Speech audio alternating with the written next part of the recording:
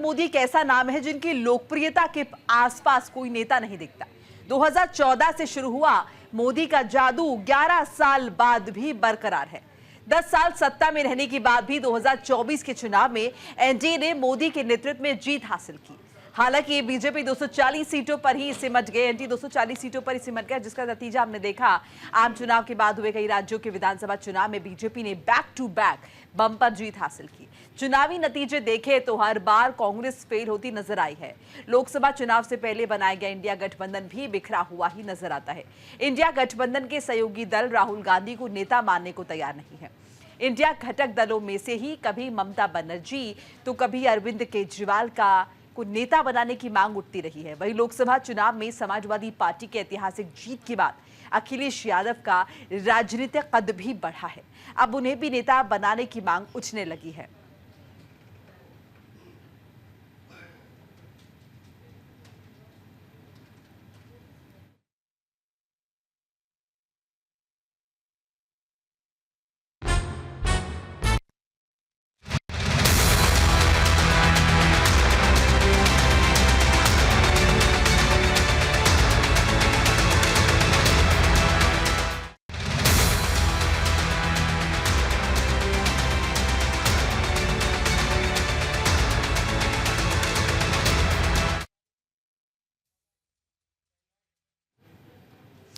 Samajwadi party विधायक अतुल प्रधान का बड़ा बयान। अखिलेश यादव देश के बड़े नेता, यह अतुल प्रधान ने कहा है। तीसरी बड़ी पार्टी के अध्यक्ष अखिलेश यादव इंडिया गठबंधन को मजबूत करने पर काम कर रहे हैं। इंडिया गठबंधन में खटपट और अखिलेश यादव को समन्वयक बनाने की मांग को लेकर समाजवादी पार्टी के विधायक अतुल प्रधान का बड़ा स्टेटमेंट आया है। उन्होंने कहा कि अखिलेश यादव देश की तीसरी बड़ी पार्टी के अध्यक्ष है और इंडिया गठबंधन को मजबूत करने पर काम कर रहे हैं।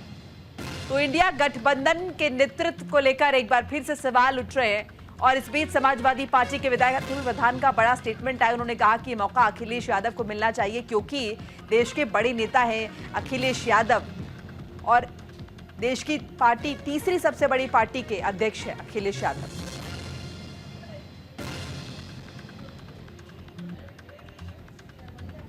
तो राहुल या अखिलेश कौन है? गठबंधन का फेस, ये बड़ा सवाल उठ रहा है।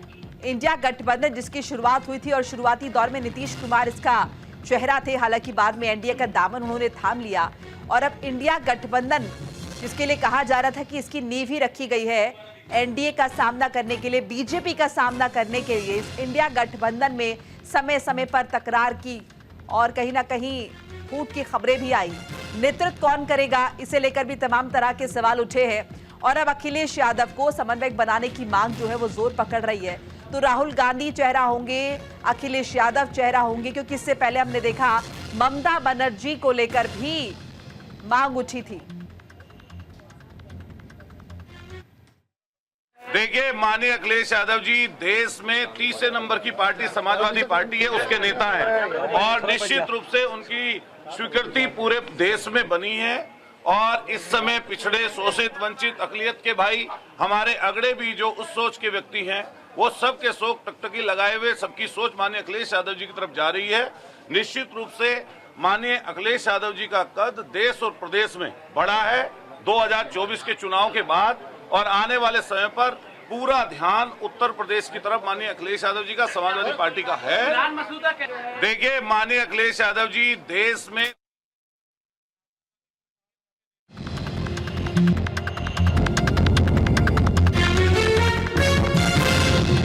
अखिलेश यादव देश के बड़े नेता, ये कहा जा रहा है, और तीसरी बड़ी पार्टी के अध्यक्ष अखिलेश यादव, और ऐसे में अखिलेश यादव चेहरा हो इंडिया गठबंधन का, ये मांग उठाई है समाजवादी पार्टी के विधायक ने। अखिलेश यादव को समन्वयक बनाने की मांग उठी है।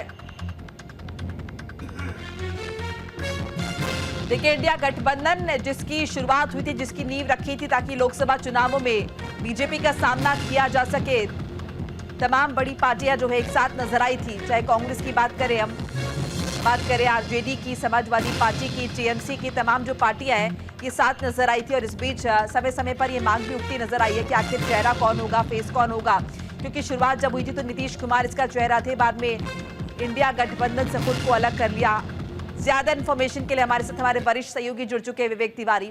विवेक जी, क्या माने एक बार फिर से इंडिया गठबंधन का चेहरा कौन होगा, ये मांग उठने लगी है और इस बार जो नाम सामने आ रहा है वो अखिलेश यादव को लेकर आ रहा है। जी हाँ, बिल्कुल। देखिए, इंडिया गठबंधन का अगर हम इतिहास देखें तो जिस दिन से ये बना है, जब नीतीश कुमार इसके संयोजक बनाए जा रहे थे, लेकिन आखिरी मौके पर कांग्रेस के विरोध के कारण उनको संयोजक नहीं बनाया गया, फिर वो भाग करके बीजेपी के साथ चले गए। तब से लेकर आज तक इंडिया गठबंधन का कोई कन्वीनर नहीं बन पाया है। ये आपसी खींचतान के कारण ऐसा हो रहा है। राहुल गांधी को इसके चेहरे के तौर पर जरूर प्रोजेक्ट किया गया, लेकिन ऑफिशियली उन्हें कन्वीनर कभी नहीं बनाया गया। अब जो 2024 में जो लोकसभा का चुनाव हुआ और उसके बाद जो विधानसभा के चुनाव हुए, हरियाणा के हों, चाहे वो महाराष्ट्र के हों, चाहे वो दिल्ली के हों, और जो कांग्रेस की हालत हुई है, उससे लेकर के कहीं ना कहीं इंडिया गठबंधन के जो अलायंस है वो राहुल पे या कांग्रेस पर भरोसा नहीं कर पा रहे। चाहे वो राष्ट्रीय जनता दल हो, चाहे वो ममता बनर्जी की पार्टी हो, चाहे वो उद्धव ठाकरे का गुट हो शिवसेना का, चाहे वो एनसीपी शरद पवार हो। अरविंद केजरीवाल ने तो यहाँ तक कह दिया था कि राहुल गांधी को इंडिया गठबंधन से कांग्रेस पार्टी को बाहर कर देना चाहिए था। तो फिलहाल ये सब कुछ चल रहा है, कांग्रेस बहुत ज़्यादा प्रेशर में है और अखिलेश यादव का नाम यहाँ से उछाला जा रहा है।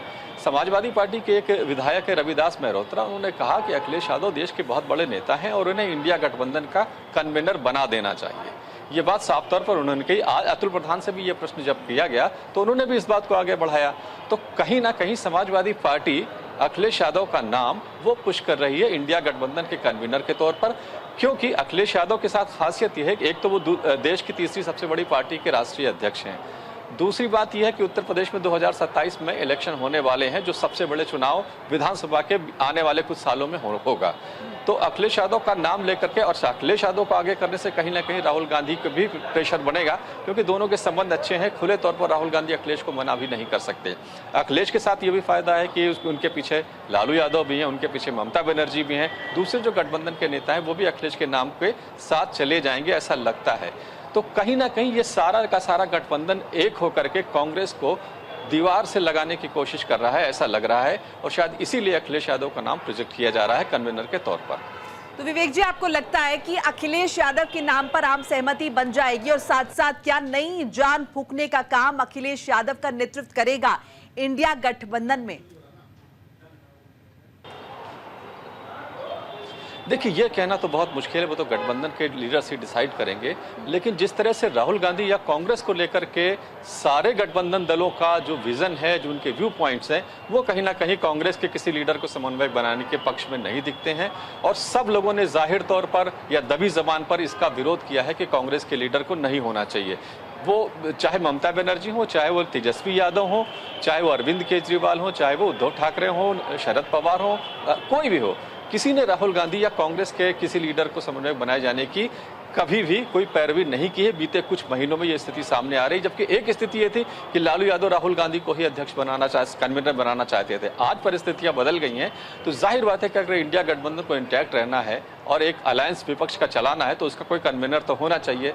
फिलहाल कांग्रेस के नाम पर जिस तरह से सबको ऐतराज है या सबके मुंह फूले हुए हैं, उससे लगता है कि कोई दूसरा चेहरा सामने प्रोजेक्ट किया जाएगा। अभी तक ममता बनर्जी का नाम चल रहा था, लेकिन अब बीते कुछ दिनों से अखिलेश यादव का नाम चलने लगा है। विवेक जी, आपको क्या लगता है कांग्रेस पार्टी इसे किस तरह से लेगी?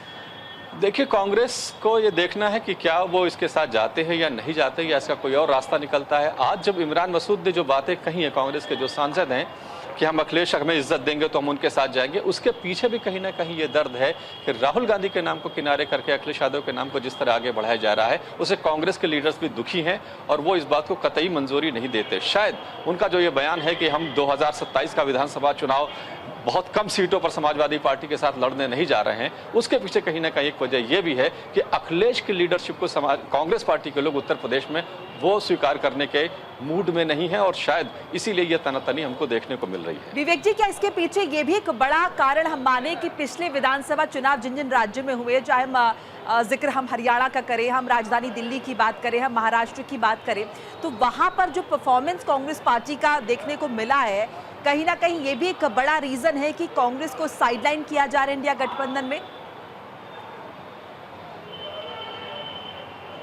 बिल्कुल ये वजह है। महाराष्ट्र में तो कांग्रेस बहुत ज़्यादा होपफुल थी कि वहाँ अच्छा करेगी। हरियाणा में तो सरकार बनाने की तैयारी कर दी गई थी, लेकिन दोनों जगहों पर जिस तरह से बीजेपी ने शिकस्त दी है और फिर दिल्ली में एक भी सीट फिर इस बार भी उनका खाता खाली रहा है, तो कांग्रेस की जो पोजीशन है वो इंडिया गठबंधन में वो बहुत कमज़ोर हो गई है उनके बीते परफॉर्मेंस को देखते हुए। जहां तक अखिलेश यादव का सवाल है तो 2024 के लोकसभा चुनाव में अच्छा परफॉर्म जरूर किया, लेकिन अगर हम उपचुनाव की स्थिति को देखें तो जिस तरह से उन्होंने अपनी जीती हुई सीटें गंवा दी भारतीय जनता पार्टी के हाथों, तो थोड़ा बहुत तो वो भी उत्तर प्रदेश में कमजोर हुए हैं और शायद कांग्रेस पार्टी इसी बात को आगे बढ़ा रही है कि हम उनकी लीडरशिप में क्यों जाएं, वो तो 10 में से 8 सीटें हार गए हैं भाजपा के हाथों। तो दोनों तरफ से एक खींचतान चल रही है। हाँ, अब जब बड़े लीडर्स बैठेंगे तब शायद कोई इसका कंक्लूजन निकलेगा, लेकिन फिलहाल अभी जो टॉप लीडरशिप के अलावा जो दूसरी लीडरशिप है सेकंड और थर्ड लाइन की, वो आपस में जरूर लड़ रही है। विवेक जी, आपको क्या लगता है कांग्रेस पार्टी को बहुत गंभीरता से सोचने विचारने की जरूरत है, क्योंकि अब चुनावों के परफॉर्मेंस की बात तो हमने देखी, लेकिन साथ साथ वो गठबंधन जिसका वो हिस्सा थे और जिसमें एक बड़ा कद कांग्रेस पार्टी का तीसरी बड़ी पार्टी समाजवादी पार्टी के लिए इस्तेमाल करेंगे, लेकिन कांग्रेस पार्टी उससे कहीं ज्यादा बड़ी है और बावजूद इसके अगर कांग्रेस पार्टी को साइडलाइन किया जा रहा है तो शायद ये बहुत बड़ी, अगर हम कहें, चेतावनी है कांग्रेस पार्टी के लिए। बिल्कुल चेतावनी। देखिए, कांग्रेस की ताकत लोकसभा में जरूर बढ़ी है, लेकिन विधानसभाओं में प्रदेशों में उसकी हालत खराब होती चली गई है। ये भी देखना पड़ेगा। वो जहां जहां पर सरकार में थी वहां पर वो रिटेन नहीं कर पाए, चाहे वो मध्य प्रदेश रहा, चाहे वो राजस्थान रहा हो और चाहे वो छत्तीसगढ़ रहा हो। पहले के चुनाव वो हार चुके हैं। उत्तर प्रदेश में भी उनके पास सिर्फ 2 विधायक हैं, कोई बहुत अच्छा परफॉर्मेंस नहीं रहा है। तो विधानसभाओं में और प्रदेशों में कांग्रेस की स्थिति वैसी नहीं है। हाँ, लोकसभा में जरूर उनको फायदा मिला है और शायद इसकी वजह इंडिया गठबंधन है, लेकिन विधानसभा के जब उत्तर प्रदेश के चुनाव होंगे, जो शायद उस वक्त देश में सबसे बड़े चुनाव होंगे, उस वक्त जब 2027 में चुनाव होगा, उसमें कांग्रेस की पोजीशन क्या होती है ये कांग्रेस को देखना पड़ेगा। क्योंकि अगर उत्तर प्रदेश की विधानसभा में उन्होंने पहले से अपना परफॉर्मेंस को सुधारा नहीं, चाहे वो गठबंधन करके या गठबंधन से अलग होके, तो कांग्रेस की स्थिति और ज्यादा खराब हो जाएगी। और ये लोग जो गठबंधन के सदस्य वो इस बात को जानते हैं कि विधानसभाओं में कांग्रेस अच्छा परफॉर्म नहीं कर पा रही है, इसलिए विधानसभा चुनाव उत्तर प्रदेश का आने से पहले ही कांग्रेस के अलावा किसी और दल के लीडर को इंडिया गठबंधन के कन्वीनर के तौर पर प्रोजेक्ट किया जाए, ताकि कांग्रेस पर दबाव बना रहे और वो ज्यादा सीटों की मांग अखिलेश यादव से न कर पाए। चलिए, बहुत बहुत शुक्रिया विवेक जी तमाम बातचीत जानकारी के लिए। बहरहाल देखिए, इंडिया गठबंधन का हम जिक्र कर रहे हैं और बिखरा नजर आ रहा है गठबंधन।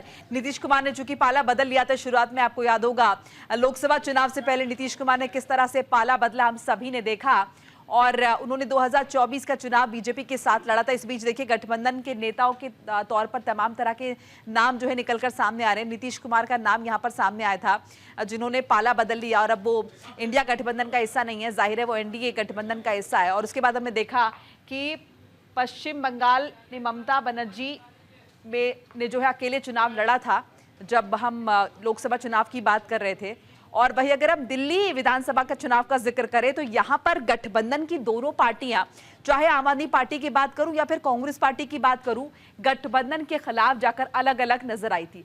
तो ये इंडिया गठबंधन की स्थिति, और इसीलिए हम कह रहे हैं कि बिखरा इंडिया गठबंधन, क्योंकि देखिए शुरुआत जब हुई है तो जिसने शुरुआत की वहां पाला बदल लिया गया।